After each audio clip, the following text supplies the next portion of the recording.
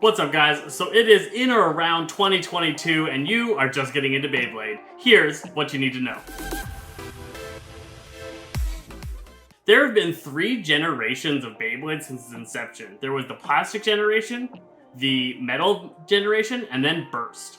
If you're just getting into Beyblade now, my recommendation is to be getting into the burst generation. That's the current and active generation of Beyblade, and in my opinion, is the best one. I got into Beyblade a long time ago in the plastic generation. I started playing it when I was just a kid, playing around with them. I got out of it as I aged a bit, and then when I got into my late 20s, I got back into it, getting into Beyblade Burst, and I have had a blast. Who am I? I am the local organizer for Houston Beyblade tournaments. I am Kyle's Zesty Phresh Zess from Szasse Games here, and I'm going to get you up to speed about some Beyblading. When dealing with Beyblade Burst, you're going to be dealing with 3 major parts. You're going to be dealing with a driver, the piece that actually connects with the stadium. You're going to be dealing with a weight disc that increases the weight and distributes it differently. And then you're going to be dealing with a layer. And a layer will be some combination of parts that will attach to the top and be the main contact point for the Beyblades when they're interacting with each other. In my recommendation, if you're just getting into it now and you're in North America or are able to get Hasbro parts, I would say get into the Pro Series parts. Pro Series is a special series within Hasbro that takes some of the unique designs from the Japanese parts and makes them more accessible into the North American audience, and then uses a little bit of an older generation in Burst. Burst has been going on for many years and has changed many times.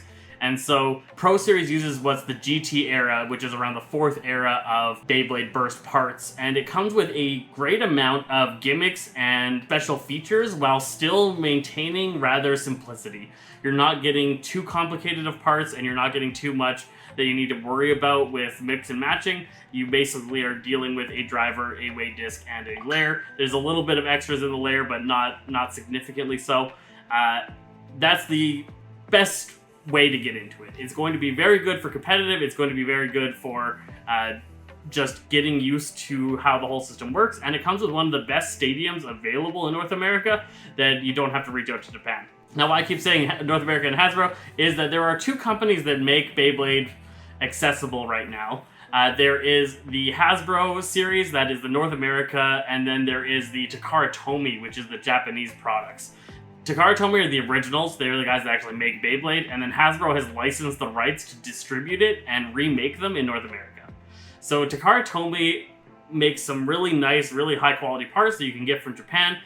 They are very complicated at this point into the latest series, which is called Burst Ultimate, and even the series before, which is Dynamite Battle. Both of these series are very complex and very interesting, but a lot to get into if you're just getting into Beyblade. So you're going to hear a lot about Hasbro and how they're cheaper, or they've, given up on the audience, or they're just in it for the money and things like that. And that's because Hasbro has taken the mindset of take these Japanese toys that are getting more and more complex and more geared at a more mature audience and rebrand them for small kids in North America. And so they've simplified, as well as they've made sure that it's cheap. And the biggest thing is that Hasbro is cheap. You're going to be paying about $9.99 for a basic Hasbro pack. You might be paying up to $20 if you get the most expensive Pro Series ones. This isn't talking about stadiums, this is just talking about single Beyblades and their launchers. So you're paying significantly less to get these parts, and when you get them, they're going to be less complicated, and they're going to be lower quality pieces. They aren't going to have metal, they aren't going to have rubber. It's just going to be plastic on plastic. The only piece of metal is going to be the weight discs, which don't change too much. There's a little bit of weight shaved off on some of them, but for the most part, they're pretty close to the same. So Hasbro, you're going to be getting parts for little kids if you're not getting Pro Series. With Takara, you're going to be getting whatever the Takara Tomy company thought was the best for that generation. As I said, up to recently, it's Burst Ultimate and Dynamite Battle. Their counterpart is Quad Drive from Hasbro. And so Quad Drive did some things to tweak how the parts work, and they removed a lot of the metal, and they removed a lot of the complicated gimmicks, and they added their own kind of weird thing with the bases. You can get into that by finding our video on what is quad drive, and we have a what is dynamite battle video, so go check those out if you're interested in knowing the comparisons between those two series. But I'm going to recommend, if you're getting into Beyblade, get into Pro Series or get into Burst Ultimate and Dynamite Battle. To get started into Beyblade, you're going to want to get a minimum, in my opinion, of 2 Beyblades, 2 launchers, and a stadium. So I'm going to recommend the Beyblade Burst Pro Series Evo Elite Pro set. It's a set that comes with, as I was saying, it comes with 2 launchers, 2 Beyblades, and a stadium. It's the Pro Series stadium. It's the decently in complexity, but not too complex parts. Good for everyone. It's a great deal. You can find it on Amazon. You can find the link in the description here to it, and that'll be able to get you all the parts that you need to really get started. If you want to get into the more advanced Dynamite Battle stuff, then you're going to want to get the DB All-in-One set. So the DB All-in-One set is going to come with 2 of the Dynamite Battle launchers, Beyblades, as well as a larger stadium that more fits the Dynamite Battle Beys. Dynamite Battle Beys are quite a bit bigger than previous generations were, and they've been growing over time. If you're going into competitive, you're going to want to be getting the Takara Standard Stadium, which is right here. Takara Standard is kind of like the holy grail of stadiums. It's starting to get pretty expensive and hard to get, but it is the most competitively accepted stadium. Other stadiums that you can get out there are going to be stadiums like the Pro Series Stadium, which I've got here. Pro Series Stadium is very similar. If you're new to Beyblade and you're looking at this, you wouldn't be able to see too much differences. There's an extra pocket, and other than that, there's not too much, but there is some slopage differences as well as a different lip mechanic that actually makes them perform differently, which is why only really the Takara Standard Stadium is accepted in the professional levels. You can get all sorts of different stadiums from both Hasbro and Takara, and they're all fun to use and interesting, and you'll build up, but I would definitely recommend either TT Standard, which is B08, or the Pro Series Standard Stadium. Hasbro Beyblade started with Beyblade Burst, which was the first series. It went on to Beyblade Burst Evolution, then it went to Beyblade Burst Turbo. Turbo is when Hasbro and Takara had their first split. Between Beyblade and Beyblade Burst and Beyblade Burst Evolution, Hasbro and Takara were the same, or pretty close to the same. What the difference was that Takara has teeth, which is a mechanism for locking the Beyblade together, so there are little jagged teeth that interlock, and then when you take damage, they release until bursting. And Hasbro uses slopes, which is just plastic and a spring that is pressed up against each other and then slided along the plastic. The teeth gives you a lot more control over what is burstable and what isn't, and gives a lot of different burst rates, where slopes were a lot harder to change the burst rates. And so it became a lot more likely that you would burst with Hasbro parts, which was the only real difference. And Hasbro decided from Turbo onwards, every new generation, they were going to change the base to be a new gimmick.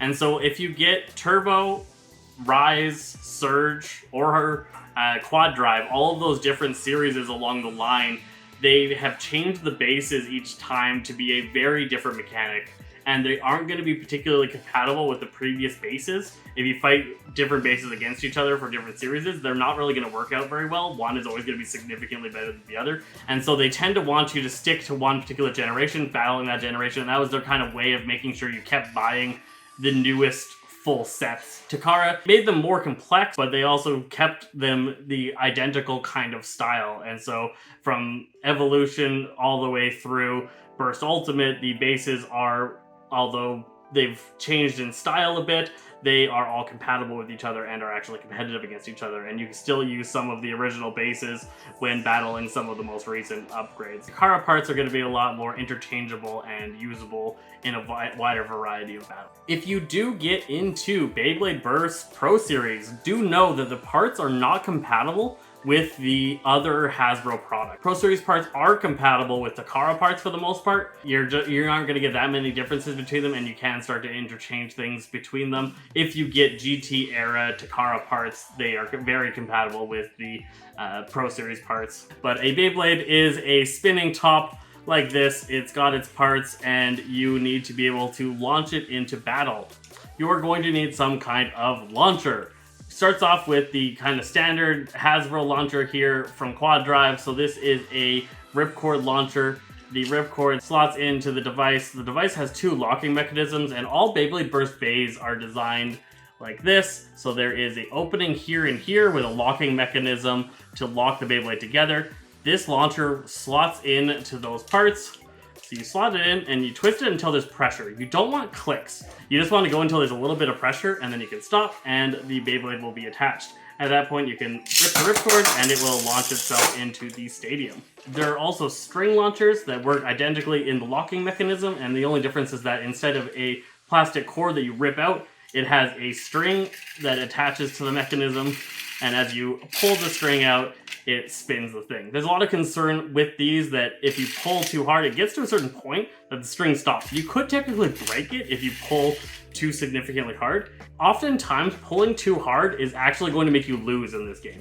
There are strategies involving different speeds, different weights, different mechanics, and different interactions. These string launchers have a string that is the correct length, that you should not be ripping significantly longer than that, and you shouldn't be breaking these, so if you are feeling at risk of that, you're probably pulling too hard. You can of course get things, we've got some launchers over here that have handles. These handles are fantastic. You can grab onto them and then you can really have great grip before you do things. Grip and control are extremely important in Beyblade. Knowing what angle you're launching at and making sure you know where it's going to land are very important, and it's things that people really overlook when starting to get into the hobby. You'll need to learn when playing Beyblade. There are moments to stay still and flat, tilted. There is time to move, but if you're moving, you're doing so strategically and planned. So as I said, getting into Beyblade, ideally you're going to want 2 Beyblades, 2 launchers, and a stadium. Beyblades is kind of a rock, paper, scissors game, or at least that's what they try and make it out to be. And that is that there are 3 types of Beyblade. You can make a attack type, a defense type, or a stamina type. Attack types tend to be very agile. They aren't always, but they tend to have very aggressive shapes. So what aggressive shapes means is that if I take an attack type, you can see these massive wings here are popping out of the central circle. And so if this Beyblade is spinning and it hits on one of these points, that's a very aggressive slope and will deal a lot of damage. Where a defensive style Beyblade is going to be much more round. It doesn't have any jagged edges around the outside, and so the aggressive shape is not going to find anywhere to really catch onto and deal significant damage. Where an aggressive shape battling another more aggressive shape, there's a lot more areas for it to hook into and deal damage. So attack types tend to have an aggressive shape and tend to have a base that makes them very agile and very fast. What they don't have is longevity. They will spin out a lot faster and they will lose to other types if they aren't able to do enough damage. So you definitely need to design an attack type to be able to deal the most amount of damage, as well as be able to launch them in a way so that they do deal that damage. You can check out other videos for learning how to use attack types on my channel or on many other channels. Defense types tend to be avoiding. So instead of staying still and letting an enemy hit you, a defense type tends to be a little bit more dodgy, as well as it has very few areas to take damage, but they also tend to be very heavy weighted. The advantage of defense types is that when you get hit, you don't take as much damage, and you should be able to ideally outspin your opponent. The last type is the stamina type, and the stamina type is going to be something like this. So this stamina layer is made of rubber instead of plastic, and so I can squeeze this one, and it's very malleable. And so stamina types try and do things to make themselves spin longer. Their bases tend to have free spinning segments that don't scrape as much and don't lose as much stamina. They tend to be very smooth and plastic rather than rubber or metal. And they tend to have gimmicks like this where it's soft, so whenever it gets hit, it actually speeds up rather than slowing down, especially if it gets hit by somebody spinning in the opposite direction.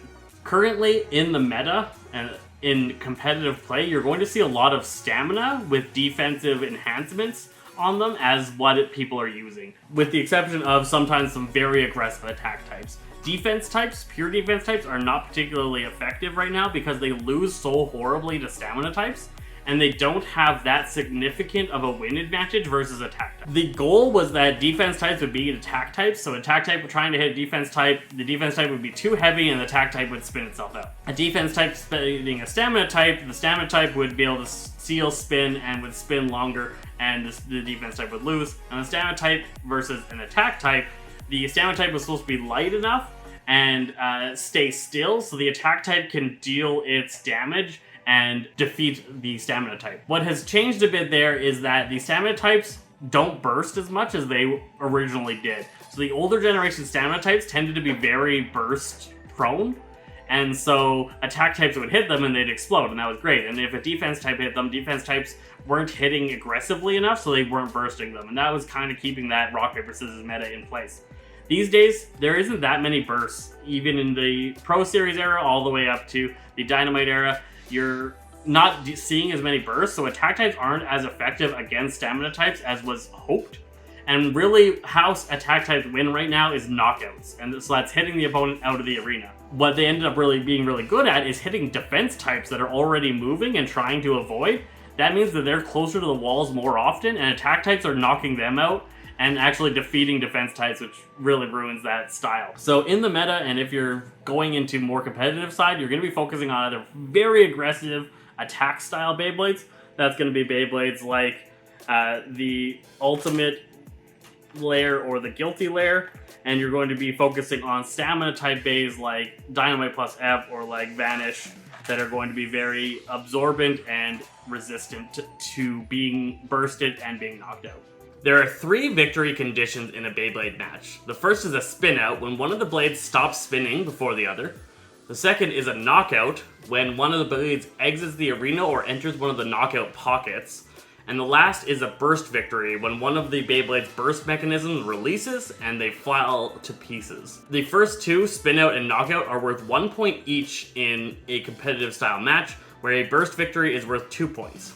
Most matches are going to follow some kind of point-based system, so it'll be first to 3 points, first to 5 points, and that's where you battle it out and you see who can get that many points cumulatively with their knockouts, spin-outs, and bursts. There's also highest points at 3 matches, so after 3 matches you see who has the most points. There's, best of 3s, all those kinds of things, or you can just do simple single battles and just have fun with it. There is a lot of advice out there for how to Beyblade, how to get good at it, how to build combinations. There is a website called the World Beyblade Organization, worldbeyblade.org.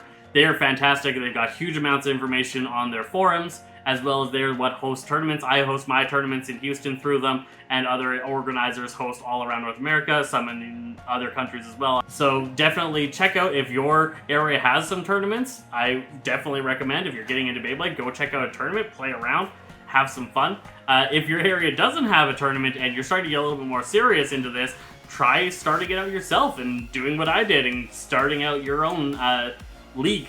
And so you go to the World Beyblade Organization, become an organizer, and start being introduced to people in your area that play the game and want to try it out. It's a lot of fun playing with others, and it's definitely a sport that requires a community. So if you can build up a community in your area, it's a lot more fun. I definitely recommend finding friends, at least finding one other person to play around with you, because it just makes the game so much better. If there's anything you would like to learn about Beyblade that I haven't touched or covered here, leave a comment below and be like, hey, Zesty Phresh, let me know about this, or I have been thinking about this, or what do you think about this? All sorts of things like that. I would love to interact with you guys, talk to you, get you up to speed on what I think, what I know, and what is currently out there in the Beyblade scene. And I would just love to be able to interact with more of you as you explore into the world of Beyblading. I'll catch you guys next time.